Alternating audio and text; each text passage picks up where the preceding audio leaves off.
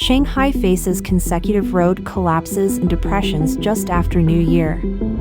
Jack Ma cedes control of Ant Group, 6HK stocks plummet to zero, netizens dub it century's biggest robbery. Controversy over claim of 400 million middle-income people in China. Experts offer 6 key strategies for risk avoidance to Chinese amid financial risks. Multiple Chinese students deported on U.S. entry as visas cancelled. It's all covered in today's China Truths. Shanghai faces consecutive road collapses and depressions just after New Year. In the first few days of 2024, Shanghai has experienced a series of road collapse and depression incidents. According to the authorities in Shanghai's Minhang district, a road collapse occurred early on January 4th, spanning roughly 10 square meters. The affected section has been closed off, and detours have been established. Online images suggest that the collapsed area is a pedestrian path. Furthermore, on January 2nd, a depression formed on the road surface at a crosswalk on the southern side of the Shinbin Road and Xinhong Road intersection. This depression, approximately 1 square meter in size, resulted from an inadequately buried pipe underneath the road. The pressure from heavy vehicles caused the concrete slab over the pipe to crack, leading to the depression and loosening of the asphalt layer. These incidents occurred in the core area of the Hongqiao International Central Business District, characterized by continuous pedestrian and vehicle flow. Jack Ma cedes control of Ant Group, 6HK stocks plummet to zero, netizens dub it century's biggest robbery. Jack Ma, once the richest man in China and the founder of Ant Group, officially relinquished control of Ant Group, bringing his equity in 6 Hong Kong stocks down to zero all at once. According to the South China Morning Post, data from the Hong Kong Stock Exchange on January 2nd indicated that Jack Ma, along with 3 other Ant Group concert parties, Jing Xiandong, Fang Jiang, and Hu Xiaoming, reduced their equity in 6 Hong Kong stocks to zero on December 28 of the previous year. These stocks include Zhongin Online, Fubo Group, Obox Online, Wei Tianyuntong, Yashuwei, and Yabo Technology. Jack Ma previously had control over Ant Group through his shares in Yinbua Investment, which in turn controlled Hangzhou Junhan and Hangzhou Juanao, together owning more than half of the shares of Ant Group. On the same day, January 2nd, as previously reported, the People's Bank of China agreed to reclassify Alipay, a subsidiary of Ant Group, as a company without an actual controlling party, signifying Jack Ma's loss of real control over Ant Group. Following the announcement, users on the Chinese social media platform Weibo commented, "Jack Ma symbolizes an era, and his departure signifies the end of that era." Others stated, "Private businesses are not allowed to become too large, they are curtailed once they grow." On the X platform, some users remarked, "It seems as though Jack Ma voluntarily gave up control, but in reality, the Chinese Communist Party forced him to hand over Ant Group. Ma had no choice but to comply, or he would risk losing even his personal freedom. This is the true nature of the Communist Party." They also said, the CCP's practice of seizing private businesses was initially part of national theft. The eventual outcome is like a toddler excitedly taking apart a clock and then being unable to reassemble it, eventually kicking the scattered parts under the bed. They described it as Public-Private Partnership 2.0 and the biggest robbery of the 21st century. Jack Ma faced suppression beginning in October 2020 after openly criticizing the financial regulatory departments of the CCP at the Shanghai Bund Financial Summit. This criticism led to a harsh response against him. Since then, he has been under the authorities' pressure, and his founded companies, Alibaba and Ant Group, faced severe penalties. They started undergoing de-Jack Ma'ization under the scrutiny of these authorities.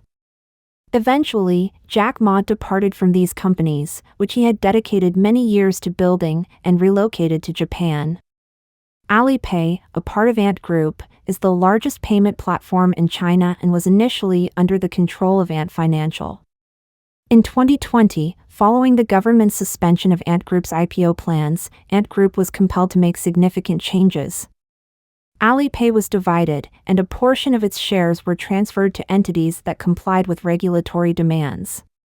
Jack Ma, well-versed in the CCP's dynamics, had declared years earlier his willingness to surrender Alipay to the state if needed. According to the Finance and Business World program of NTD Television, the CCP has long aimed to take control of Alipay. This desire stems not only from Alipay's vast accumulation of funds but more crucially from its access to the big data of 1 billion users, enabling the tracking of all consumer transactions and behaviors. Jack Ma once commented in an interview that Chinese entrepreneurs don't have good outcomes. Ironically, he didn't anticipate that, a few years down the line, this statement would apply to his own situation. Controversy over claim of 400 million middle-income people in China. After the topic 960 million people in China earn less than 2,000 yuan per month recently trended on Weibo, reports from mainland media on January 4 highlighted that China's middle-income group now exceeds 400 million. According to a report from Eatsai on January 4, citing the National Bureau of Statistics of China's 2018 National Time Use Survey report, the middle-income bracket is defined as those earning 2,000 to 5,000 yuan per month, approximately $281 to $703. The low-income group includes those earning less than 2,000 yuan per month. The higher income group earns 5,000 to 10,000 yuan, and the high income group earns over 10,000 yuan per month, approximately $1,406. On January 4, Daily Economic News reported that Wang Yiming, vice chairman of the China Center for International Economic Exchanges, mentioned that over 400 million people belong to China's middle-income bracket, most of whom are near the lower end of this range. They have barely crossed the middle-income threshold. This segment is relatively vulnerable and is most directly impacted by external shocks, affecting their income and job security. This situation makes them reluctant to spend. Thus, effectively raising the income of the middle-income group is a key focus. The information of those earning nearly 2,000 to 1,500 yuan as middle income sparked a wave of outrage and ridicule among netizens. On January 4, a Weibo user raised doubts about this classification, given that the price of housing in county towns is about 5,000 yuan, about $703 per square meter. Buying a 100 square meter house would cost 500,000 yuan, about $70,274. This means one would need to work for 8 years without any other expenses just to afford such a house. Additionally, considering the costs of raising a child, with a 5,000 yuan income, you can't afford a house, food, or even to have children or deal with illnesses. The person remarked sarcastically about his company. According to this standard, nearly 100% of us are middle to high income, which is impressive. It seems our country is developing incredibly well. Other citizens voiced their frustration. Complete nonsense. How can you call it middle income when you can't even afford a plane ticket? This is ridiculous, an average income of over 10,000, but middle income is 3,000? Is this some kind of joke? Some say, don't believe what these experts say, it's nonsense.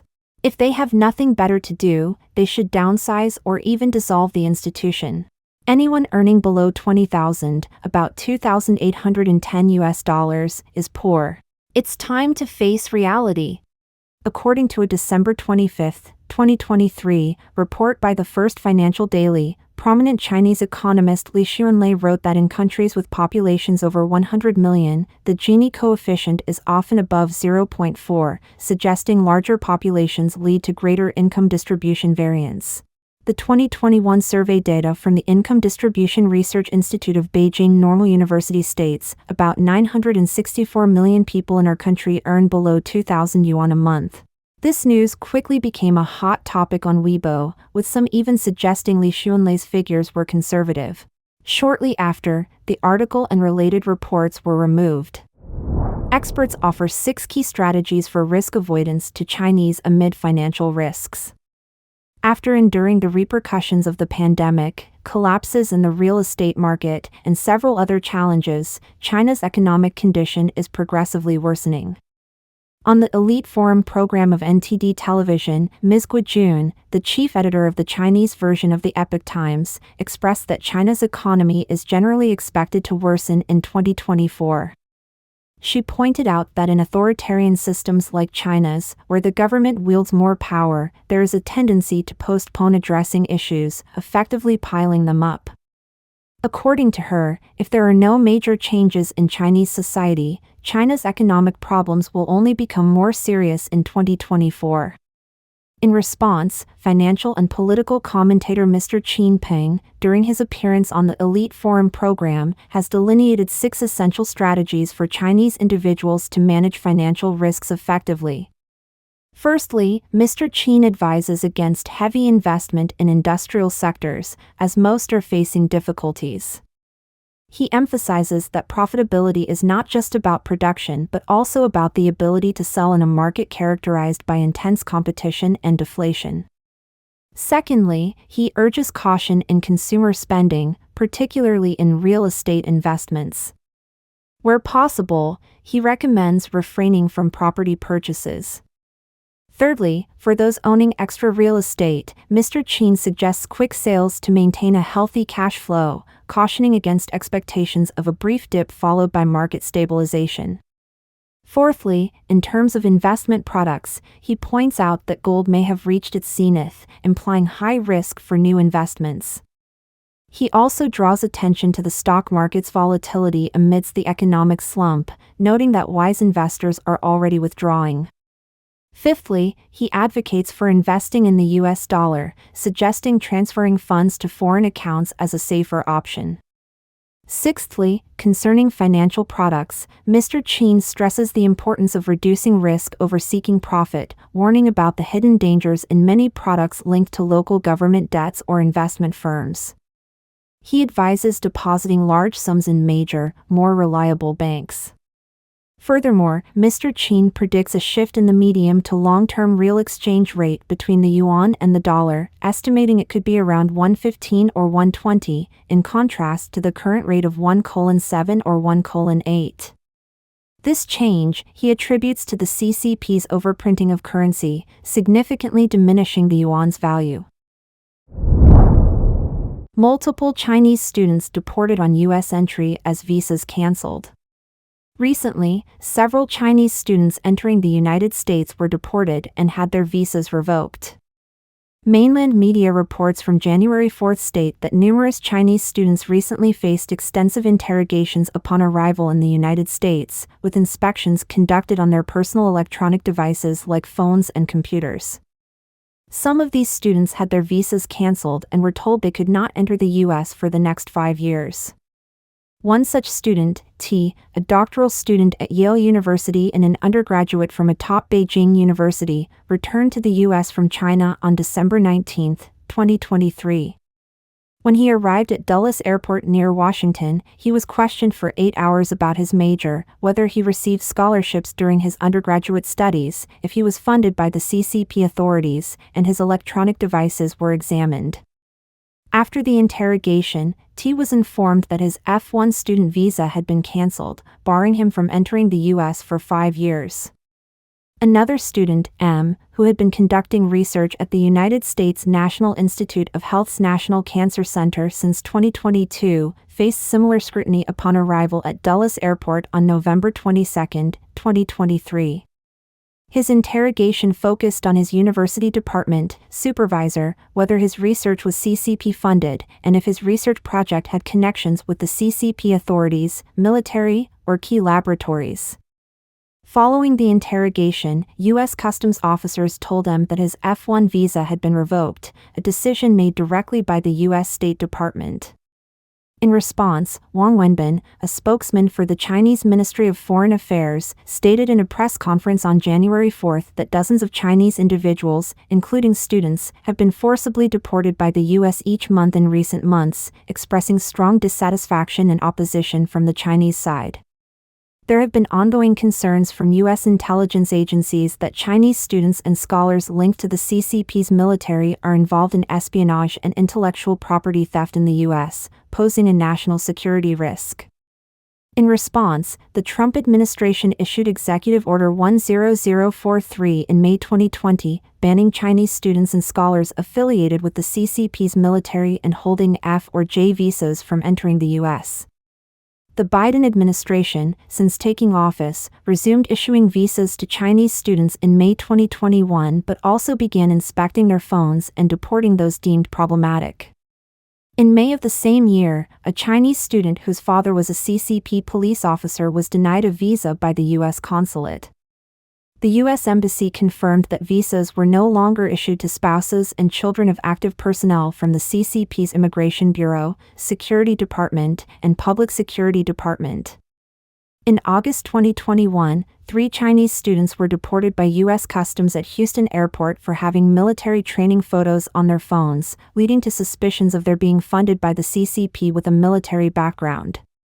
In August 2023, more Chinese students were deported. One was sent back for having social media messages supporting Russia's invasion of Ukraine, while another was deported for concealing work experience in their visa application. Additionally, in November 2023, a Chinese student in France was arrested and deported for supporting Hamas and being suspected of glorifying terrorism, resulting in a 3-year entry ban. Don't forget to leave a comment in the section below to share your opinions on today's topic with us. Make sure to like and subscribe to see more interesting topics from China Truths.